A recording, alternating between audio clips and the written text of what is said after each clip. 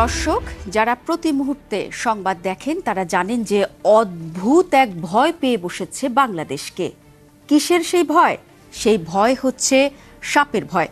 সরাসরি বললে রাসেল ভাইপারের বিষাক্ত ছোবলের ভয়, যে ছোবলে মারা যাচ্ছে কৃষক থেকে শুরু করে বিশ্ববিদ্যালয়ের শিক্ষার্থী পর্যন্ত। সাপের সাথে বাংলার গল্প হাজার বছর পুরনো। বাংলায় সাপকে সবসময় রহস্যের উপকরণ হিসেবে দেখা হয়েছে ভয়ের উপকরণ হিসেবেও। সাপ নিয়ে বাংলার আনাচে কানাচে ছড়িয়ে ছিটিয়ে আছে নানান কিংবদন্তি। কোনো সাপ মানুষের রূপ নিয়ে সম্পর্কে জড়িয়েছে মানুষের সাথে, কোনো সাপ আবার সর্বোচ্চ নিরাপত্তা বলয় ভেদ করে লক্ষ্মীন্ধরকে ছোবল দিয়ে পেয়ে গেছে পরম শক্তিশালীর তকমা। কিন্তু সাপকে ঘিরে বাংলার এবার যে বাস্তব আতঙ্কের শুরু, এমনটা আগে কখনো দেখা যায়নি। বলা হচ্ছিল সাপটি বিলুপ্ত হয়ে গেছে, কিন্তু বছর 10 ধরে বাংলাদেশে আবারও আলোচনায় সাপটি। অজগরের মতো দেখতে এই সাপটি শুধু আলোচনাতেই আসেনি, বরং দেশের বেশ কিছু এলাকার ঘুম পর্যন্ত কেড়ে নিয়েছে। এই সাপের কামড়ে মারা যাচ্ছে কৃষক থেকে বিশ্ববিদ্যালয়ের শিক্ষার্থী পর্যন্ত। আসলে ঘটনা তাই। কথা বলছি রাসেল ভাইপার নিয়ে। তবে বাংলায় একে চন্দ্রবোরা নামেই ডাকা হয় উলুবোরা নামেও। তবে সারা বিশ্বে এটিকে কিলিং মেশিন নামেও ডাকা হয়। বলা হচ্ছে বাংলাদেশে সে কয়েক ধরনের বিষাক্ত সাপ দেখতে পাওয়া যায়। রাসেল ভাইপার তাদের মধ্যে সবচেয়ে বিষাক্ত। ব্রিটিশ শাসনামলে ভারতে কাজ করতে এসেছিলেন স্কটিশ সার্জন প্যাট্রিক রাসেল। 1796 সালে তিনি এই সাপ সম্পর্কে গবেষণা করেন। পরে তার নাম অনুসারে এই সাপের নামকরণ করা হয়। বিশেষজ্ঞদের মতে রাসেল ভাইপার বাংলাদেশে আগে থেকে কম বেশি ছিল, কিন্তু বর্তমানে সাপটির প্রকোপ এতটাই বেড়েছে যে ঘুম হারাম সারা দেশের। পূর্বে সাপটি দেশের উত্তর পশ্চিমাঞ্চলেই দেখা যেত, তবে এখন উত্তর পশ্চিমাঞ্চল থেকে সাপটি ছড়িয়ে পড়েছে ঢাকার কাছের মানিকগঞ্জ থেকে উপকূলীয় অঞ্চল, বরিশাল, পটুয়াখালী, এমনকি চাঁদপুর পর্যন্ত। বিশেষজ্ঞরা বলছেন এটি পশ্চিমবঙ্গের বেশিরভাগ জেলায়, বিশেষ করে নদিয়া, বর্ধমান, উত্তর 24 পরগনা ও বাঁকুড়া জেলার গ্রাম অঞ্চলে বেশি পাওয়া যেত। বর্ষার সময় নদ নদীর পানির সাথে এই সাপের বহুল বিস্তৃতি ঘটেছে বাংলাদেশে। সম্প্রতি মানিকগঞ্জের চরাঞ্চলে সবচেয়ে বেশি আতঙ্ক ছড়াচ্ছে সাপটি, বিশেষ করে জেলার পদ্মার নিকটবর্তী হরিরামপুর উপজেলায়।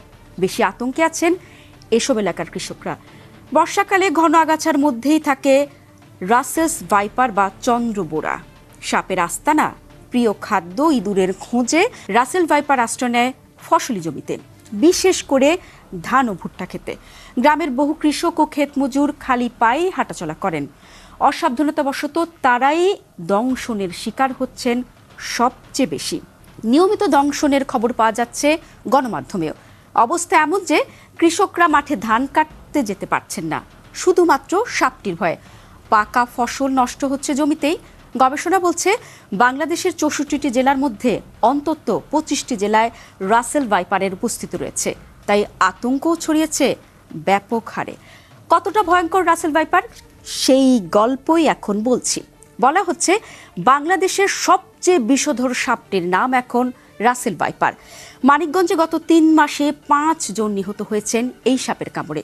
পৃথিবীতে প্রতি বছর যত মানুষ সাপের কামড়ে মারা যায় তার উল্লেখযোগ্য একটি অংশ মারা যায় এই রাসেল ভাইপারের কামড়ে।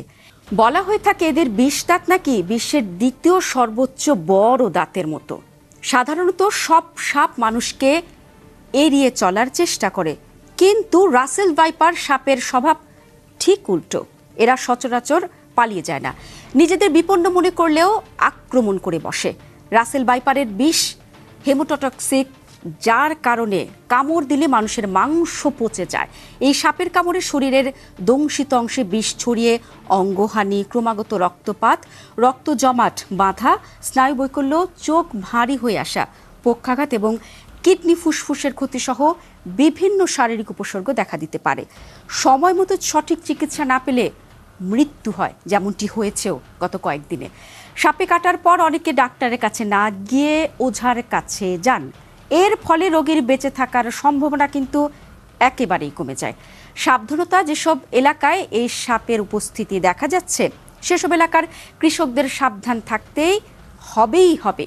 জমিতে যাওয়ার আগে অবশ্যই বুট জাতীয় জুতো পরে নিতে হবে। এই সাপের প্রিয় খাবার কিন্তু ইঁদুর। ইঁদুর যেহেতু বাসা বাড়িতে থাকে, তাই ইঁদুরের পিছু নিয়ে সাপটি বাসা বাড়িতেও চলে আসতে পারে। তাই চোখ খোলা রাখতে হবে সব সময়। এতক্ষণ তো অনেক সাপের গল্প করলাম, কিন্তু সাপটি চিনবেন কিভাবে সে তথ্য এখন জানিয়ে দিতে চাই।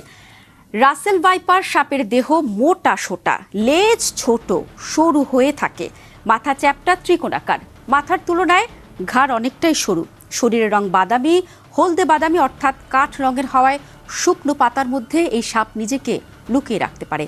সাপটির জিহ্বার রং বাদামি বা কালো, সারা গায়ে স্পষ্ট বড় গাঢ় বাদামি গোল গোল দাগ থাকে। এ দাগগুলোর মাথা ছুচালো, অনেক সময় দাগগুলি একসঙ্গে দেখতে শিকলের মতো লাগে। এ সাপে কামড়ালে কি করবেন সেটাও তো জানিয়ে দিতে হবে, চলুন জেনে নেই।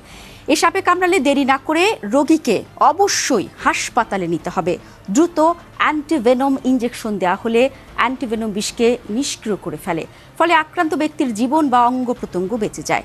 এর 10টি ভায়াল মিলে হয় একটি ডোজ। বিষের মাত্রা বেশি হলে রোগীকে একাধিক ডোজ অ্যান্টিভেনম প্রয়োগ করার দরকারও হতে পারে। ভুলেও ওঝার শরণাপন্ন হওয়া যাবে না।